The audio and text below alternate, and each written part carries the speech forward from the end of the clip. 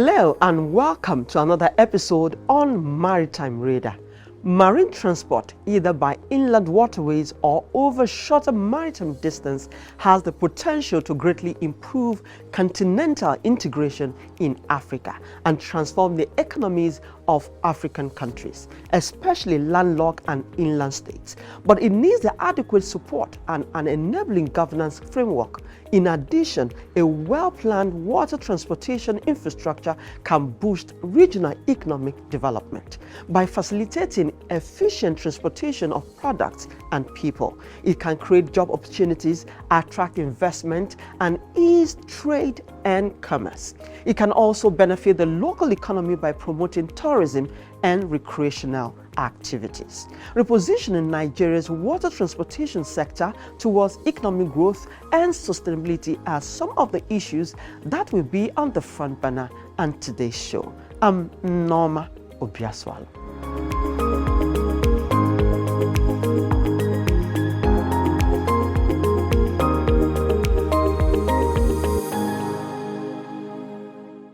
The movement of goods and services along inland waterways is one of the oldest means of transportation.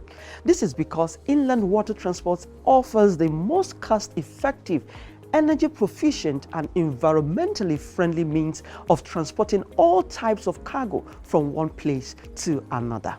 Nigeria is blessed with a coastline of about 870 kilometers, inland waterways of about 3,000 kilometers, and a vast network of navigable rivers, lakes, and creeks, which makes water transportation a potential revenue earner and job creator for the country. Regrettably, the huge benefits of Nigeria's inland water transport business have remained untapped due to policy inconsistency and limited private sector investment, among other factors.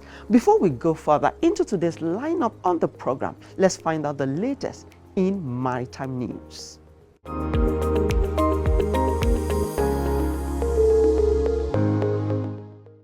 The Nigeria Customs Service has reiterated its commitment to trade facilitation as it unveiled a new platform for compliant traders.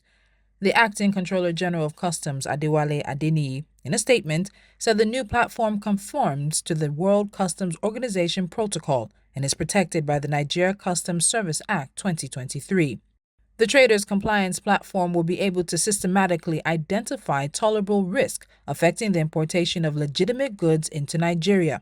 Adeniyi charged compliant traders and businesses to embrace the benefits of the innovation, assuring them that the platform will be a game changer. The Authorized Economic Operator project is expected to increase the ease of doing business across various sectors and attract investors into the country. The process is also expected to improve security and efficiency in fast-tracking goods, reduce turnaround time for importers, and increase revenue generation. AP Moller Maersk has reported a drop of 40% in its second quarter revenue, even as it warned of a steeper decline in global demand for shipping containers by sea this year. The shipping giant said the drop in demand is prompted by muted economic growth and customers reducing inventories. It said it expects container volumes to fall by as much as 4% after previously forecasting a decline of no more than 2.5%. Maersk posted record earnings last year due to high freight rates caused by high consumer demand and pandemic-related logjams at ports, but freight rates have tumbled this year amid a global economic slowdown. The company said the number of containers it loaded onto ships between April and June fell by 6% from a year earlier, while average freight rates halved. The United States may soon offer to put armed sailors and Marines on commercial ships traveling through the Gulf's Strait of Hormuz, which lies between Iran and Oman. This comes after alleged attempts by Iran to hijack ships in international waters. Last month, the Pentagon sent additional F-35 and F-16 fighter jets along with a warship to the Middle East in a bid to monitor key waterways in the region, following Iran's seizure and harassment of commercial shipping vessels. After taking a commercial tanker in July, Tehran said it had an order from an Iranian court to seize a tanker in the Gulf waters. In May, the White House announced that the Biden administration would be making moves in the region, but at the time did not say what they would include, as it added that the military had already begun training some Marines in the Middle East to be on the vessels. And wrapping up in the region, a national workshop is taking place to improve maritime security decision-making, policy development, and implementation in Yemen. The aim of the workshop, which uses the whole-of-government approach to maritime security, is to support the development of a national maritime security committee, along with a national strategy and a risk register. This is part of activities under the Regional Program for Maritime Security in the Red Sea area, which was established last year to ensure adequate security and safety standards in regions with security challenges due to regional instability. The Red Sea program is funded by the European Union and jointly delivered by the International Maritime Organization, the United Nations Office on Drugs and Crime, Interpol, and the Intergovernmental Authority on Development.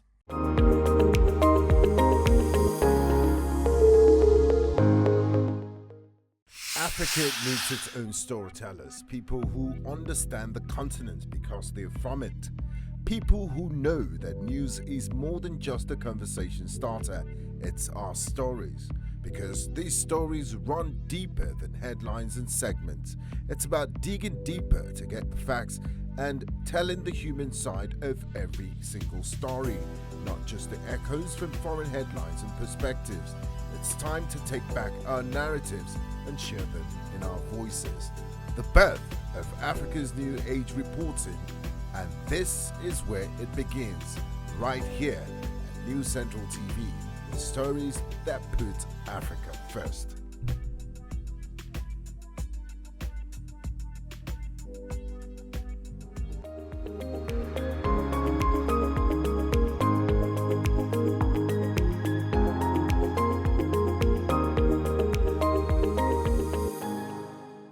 If you're just joining us, this is Maritime Radar.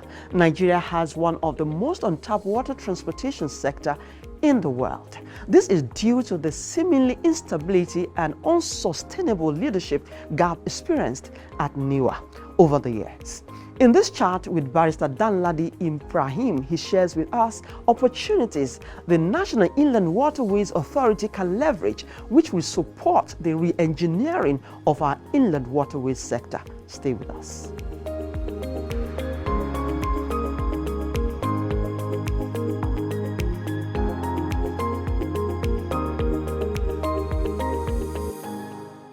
Hello, sir. It's good to have you on the show. Yeah, it's my pleasure. Thank you for having me. Let's get right into it. Looking at Nigeria's coastline and vast network of navigable waters, what do you think, in your view, is the economic viability of our waterways? Now, let me start by looking at the essence of the establishment of the National Inland Waterways Authority. The National Inland Waterways Authority was established for the purpose of improving and developing the inland waterways for navigation. Now, this is with a view to providing an alternative means of transportation for evacuating goods and persons.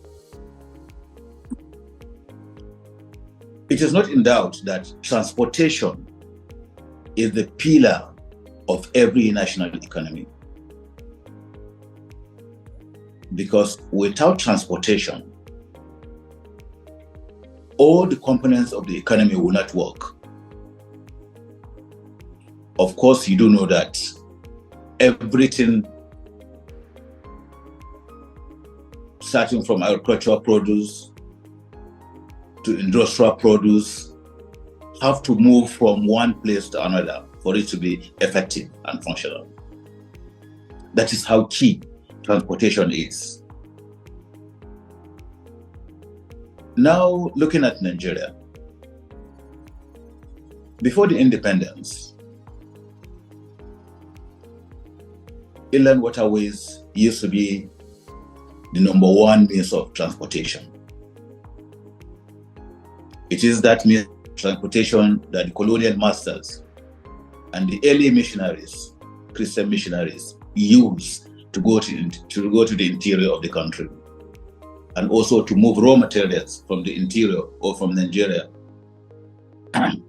to overseas. The story of Mungo Park is very, very, very fresh in our mind. How he tried to discover the River Niger. For what purpose? For transportation. The Portuguese explorers, what were they using? The inland waterways all over Africa. Having said that, now, before the discovery of oil in Nigeria, the Nigerian inland waterways transportation system was very, very viable and very, very effective. In fact, the major means of transportation. But upon the discovery of oil, government now shifts its attention to constructions of roads because of abundant resources at hand. So roads were being constructed everywhere at the detriment of the maintenance of the inland waterways. And of course, the rail system. That's the origin of the neglect. That's the origin of the neglect. The discovery of the oil is the major origin of the neglect. Now, coming to the maintenance of the channels, you see, because of the alluvial nature of our rivers are alluvial in nature, meaning the river bed is muddy and sandy. That is why with a little flood, the banks collapse easily. And when these banks collapse easily, it aggravates siltation. So that is why you need to, first of all, train the river first. That's what is called river training works. You need to train the river, just the way you train human beings. For the bank of the rivers to be steep. Because if the bank of the river is not steep, no matter how you dredge, it will always collapse because of the alluvial nature of the river, of Nigerian rivers. Aside from these challenges you identified here, there's another of safety. Yes. Of safety and security on our waterways. How do you think we should, or what should be done to boost the confidence of Nigerians using our inland waterways? And how do we sanitize our water transportation and ensure that our boats meet safety standards, just as we can see in other maritime nations? The National Inland Waterways Authority has a detached police command to ensure safety on the waterways. Besides that, it also entered collaboration with the Nigerian Navy. Right now, we have a naval base in Lokoja that is in collaboration with the National Inland Waterways Authority to ensure safety. And in the Niger Delta, there is also what we call community policing. It's a kind of collaboration between the National Inland Waterways Authority and the communities to ensure safety on the waterways. If you look at the issue of instant boat mishap in the country, they are caused by different factors. Number one, you see issues of overloading. Why overloading? Because there's inadequacy of these vessels in the rural areas. There is also the issue of sailing in the night. Even though we try to stop sailing in the night, but in some areas it's not possible, particularly in the northern part of the country. So we are due for a break. We will take your concluding thoughts on safety and also look at the opportunities that we have on our waterways. But that will be after this short break. Please stay with us. Okay.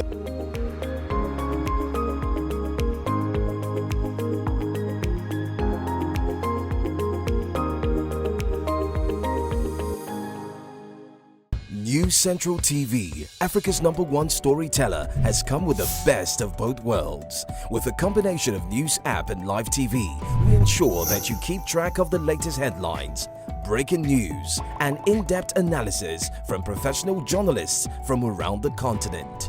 Download the News Central TV app on Android and iOS and get started today. Don't forget to follow us on News Central's social media platforms. News Central, Africa First.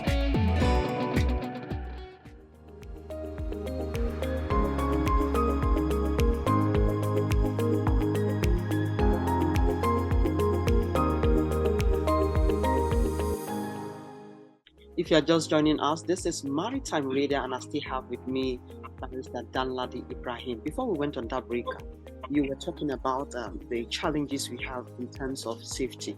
Please, can we take your concluding thoughts? Okay. Now, I was talking about the issue of boat missile. Now, because most of the captains of this boat are not trained, the National Inland Waterways Authority came up with a program of training these boat captains. We've done several in the country: Lagos, Port Harcourt, Lokoja in Warri, and it's an ongoing program. Because if you don't train them, most of them will not, even where you come to enforce the Inland Waterways Transportation Code, you will have a challenge. So that is why you need to train them so that they can key into the Inland Waterways Transportation Code that have just been launched by Nneoma. Again, there is need also for government to provide navigational aids on the waterways. But this is also a very huge tax, because we are talking of over 3,000 kilometers of inland waterways network. You can see how massive it is. In fact, during the flood season, it goes even beyond that. It goes close to 10,000 kilometers. So you can see that Nigeria has a very, very large network of inland waterways that it is practically impossible to provide navigational aids for all the waterways. So what we do at the National Inland Waterways Authority is to look at those principal channels and provide navigational aids. Don't you think you could do more if you partner with private sector? Now, let me tell you the challenge with the private sector. The challenge with the private sector is, no matter how brilliant your sensitization policy is, what the private investor in Nigeria believes in is the practicability of the viability of whatever sector. Therefore, the solution here is for government to set pace. It is only when government set pace that it can convince the private sector. So what do I mean by setting pace? For instance, one of the primary functions of Nneoma is to move containerized and bulk cargo on the waterways, particularly from Lagos Port to Onitsha, that is already ready, and to the hinterland.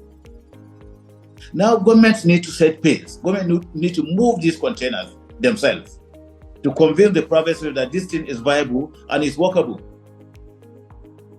If not, no matter what sensitization policy you have, believe me sincerely, the private sector will not be willing to take risks. So, and that's what the National Inland Waterways is doing right now. Okay, what other opportunities have you seen? With your vast experience in the in National Inland Waterways Authority, what other opportunities do you see? What obstacles are surrounding these opportunities, and what solution will you profile on how to get these opportunities? Okay. You see, out of the 100% cargo that comes to Lagos ports, 60 to 70% of it leaves Lagos to the east and to the northern part of the country. particularly to the eastern part of the country. Now, how many weeks does it take a cargo, one container, to reach Onitsha, for instance, from Lagos? About 2 weeks. And you can only take one container at a go. Whereas if you are using a barge from Lagos through the coast, coming into the Niger Delta creeks and to Onitsha, it will take you just about 3-4 days. And with one single barge, you can take up to 50 to 100 containers at a go. So I think that alone is a very viable area that our investors should look at. So what are you doing toward that? Yes, we've started sensitization program on that. Just like I said earlier, that is not enough. We need to set pace as government, move this cargo ourselves as government from Lagos to Onitsha to convince the private sector that this thing is viable and is workable. Okay, let us look at the steps that should be taken. If you can do that in a minute, what steps you can taken to address the reckless operations, strengthening regulations and standards on our waterways? First of all, we are establishing mobile courts to punish offenders who breach the Inland Waterways Transportation Code. We are also ensuring the use of life jackets. We've got even the issue of prosecuting offenders. We are also ensuring that no night selling, particularly in the urban areas, because in the rural areas sometimes it's difficult because of non-government presence in rural areas. But where there's presence of government, particularly the police, we try to enforce that. And then again, we are training and retraining these boat captains, just like I said earlier. And then also, we are also trying to ensure that everybody has a license before he can operate these boats. Okay, time is not always our friend, but we've really had this course. It's been Barrister Danladi Ibrahim. He is the former acting managing director of the National Inland Waterways. I must thank you most kindly for your time on the program.